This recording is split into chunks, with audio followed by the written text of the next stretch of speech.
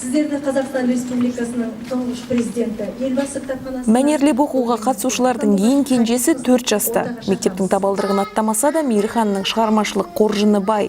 Бүлдіршін бата бере алады, мәнерлеп өлең оқудан да еш кенде емес. Бүгінгі Нұрсұлтан ағаға арналған туындысы көпшілікті тәнті етті.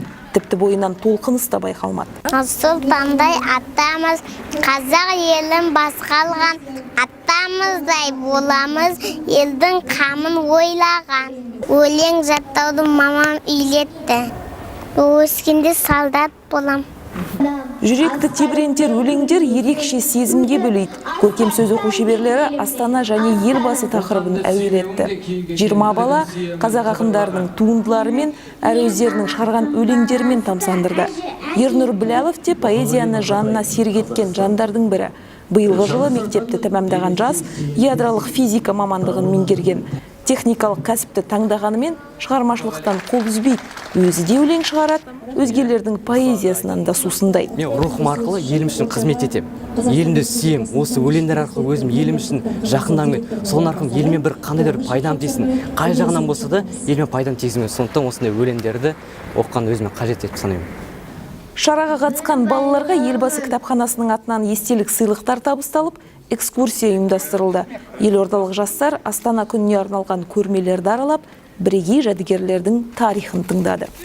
Астананың 18 жылдығына тарту ретінде елбасы кітапханасы ғимаратының үздік суреттеріне Instagram әлеуметтік желісінде фотобайқау жарияланды. 1-7 шілде аралығында 50 қазақстандық төл туындыларын жолдады. Байқауға кәсіби әрі әуесқой фотографтар қатысты. Оларды іріктеу нәтижесінде 5 сурет ерекше деп танылды. Үздік фотолардың авторлары Евгений Ткаченконы, Үміт Ахметованы, Күлшат Медеуованы, Бауыр Сабитовты елбасы кітапханасының атқарушы директоры Бейсенбай Жұмабеков құттықтады. Олар алғыс хаттармен және естелік сыйлықтармен марапатталды. Байқауда Бауыр Сабитов те бағын сынауды ұйғарған. Темір тұлпарының айнасы арқылы ғимаратты телефонына түсіріп алды. Терезеге қарасам, айнаға. Осы ғимараттың суреті әдемі тұр. Соны жай түсіріп алдым да, ол фотоқағазға жібердім.